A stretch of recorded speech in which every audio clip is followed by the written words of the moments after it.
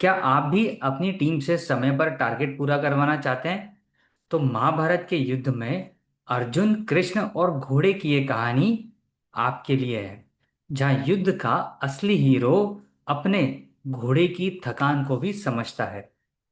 नमस्ते, मैं हूं राहुल और आप देख रहे हैं मेरा रुख का मैनेजमेंट ज्ञान। महाभारत युद्ध में अर्जुन ने जयद्रथ का वध कर अपने पुत्र अभिमन्यु की मृत्यु का बदला लेने की प्रतिज्ञा की। अर्जुन जयद्रथ तक ना पहुंच पाए, इसके लिए पूरी कौरव सेना उसकी रक्षा के लिए आगे आ गई। लेकिन अर्जुन को सूर्यास्त से पहले जयद्रथ तक पहुंचना ही था, जो उनसे लगभग 6 कोस दूर था।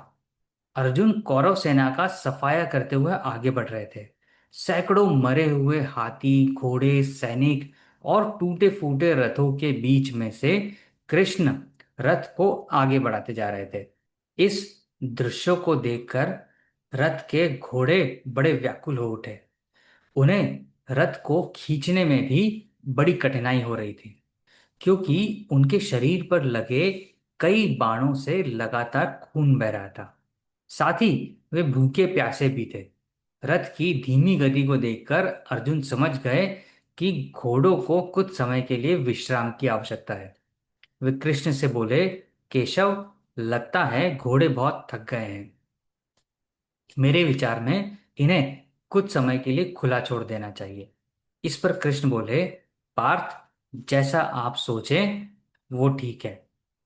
इसके बाद अर्जुन रथ से उतरे और कृष्ण ने भी सभी घोड़े खोल दिए। वे अर्जुन से बोल पड़े कि घोड़े प्यासे हैं, क्या किया जाए कि इनके लिए पानी का बंदोबस्त हो जाए।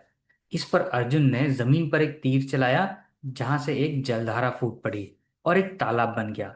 इसके बाद उन्होंने तालाब के चारों ओर बाणों की एक दीवार खड़ी कर दी, जिससे दुश्मन उन पर निशाना न साध पाए।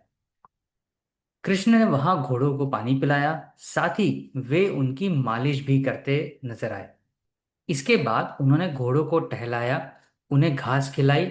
इससे घोड़ों की पीड़ा और थकावट दोनों दूर हो गई। वे तरोताजा हो गए। उन्हें फिर रथ में जोत दिया और वे तेजी से रथ को खींचकर जयद्रथ की ओर बढ़ गए। सूर्यास्त से पहले जयद्रथ का वध कर अर्जुन ने अपनी प्रतिज्ञा पूरी कर ली। दोस्तों, देखा आपने, बेजान हो चुके घोड़ों में कृष्ण की प्यार भरी देखभाल ने किस तरह से एक नई जान फूंक दी और एक स्फूर्ति आ गई, और उन्होंने अर्जुन को लक्ष्य तक पहुंचा दिया। यही तरीका तब भी कारगर हो सकता है जब आप किसी टारगेट को पाने के लिए अपनी टीम के साथ में जुटे हुए हैं और एक तय समय से पहले उसे कंप्लीट करना चाहते हैं। ऐसे में लगातार भिड़े रहने से टीम के सारे मेंबर्स थकावट महसूस करने लगते हैं और वे लगातार एक जैसी गति से काम शायद नहीं कर पाए। ऐसे में आप उन्हें थोड़ा ब्रेक दे दें, उनके लिए कुछ खाने पीने और मनोरंजन की व्यवस्था कर दें। काम के दौरान बीच बीच में कुछ बोलकर या पीठ थपथपाकर उनका उत्साह भी बढ़ाते रहें।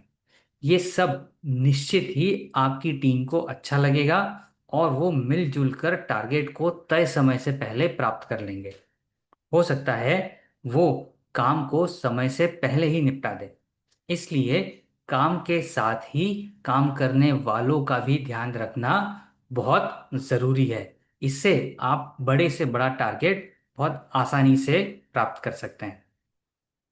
इसके विपरीत, यदि आप इन छोटी छोटी बातों की ओर ध्यान नहीं देंगे, तो आप कभी भी समय पर टारगेट पूरा नहीं कर पाएंगे। जैसे कि यदि कृष्ण और अर्जुन घोड़ों की मानसिक और शारीरिक स्थिति की ओर ध्यान नहीं देते, तो जिस गति से वे दौड़ रहे थे, उससे तो वे अगले दिन सूर्यास्त तक भी शायद जयद्रथ तक नहीं पहुंच पाते। कुछ समय का अंतराल लेकर उन्होंने समय के पूर्व ही अपना काम निपटा दिया। इसलिए यदि आप सोचते हैं कि काम के दौरान ब्रेक लेने से डिलीवरी पर फर्क पड़ता है, तो आप गलत सोच रहे हैं। ऐसे में ब्रेक तो ग्लूकोज का काम करता है, जिससे काम करने के लिए एक एनर्जी मिलती है। यहाँ एक बात और सीखने की है कि जरूरत पड़ने पर हम अपने सहयोगियों की सेवा करने से भी पीछे नहीं हटना चाहिए, क्योंकि सेवा करने से आदमी का स्तर बढ़ता है, नीचे नहीं होता। जब कृष्ण अपने घोड़ों की सेवा कर रहे थे, उनकी मालिश करने से भी वो नहीं झिझके। ऐसा करने से आदमी को एक सुखद एहसास की अनुभूति भी होती है। इसलिए यदि आप अपने साथियों की तकलीफ के बारे में सोचेंगे, उनके दुख दर्द को समझेंगे, उनकी हंसी खुशी में शामिल होंगे, तो वे आपके बनेंगे और आपके लिए जी जान से काम करेंगे। टारगेट सिर्फ टाइमलाइन से नहीं, टीम की टाइमिंग से हासिल होता है। जब आप अपनी टीम के काम के साथ उनकी हालत, ऊर्जा और भावनाओं का भी ध्यान रखते हैं, तभी वे आपके लिए पूरी ताकत से काम करते हैं। कभी कभी एक छोटा सा ब्रेक, एक तसल्ली से की गई बातचीत या कंधे पर रखा एक हाथ टीम को दोबारा दौड़ने लायक बना देता है। तो ये था आज का मैनेजमेंट ज्ञान। उम्मीद है आपको ये पसंद आया होगा। अगर पसंद आया हो तो आपके विचार हमें कमेंट के माध्यम से ज़रूर बताएं, और अगर चैनल को सब्सक्राइब नहीं किया हो तो चैनल को भी सब्सक्राइब ज़रूर करें। मिलेंगे आपसे अगले बुधवार सुबह 8 बजे किसी नई कहानी, किसी नए मैनेजमेंट ज्ञान के साथ। तब तक धन्यवाद।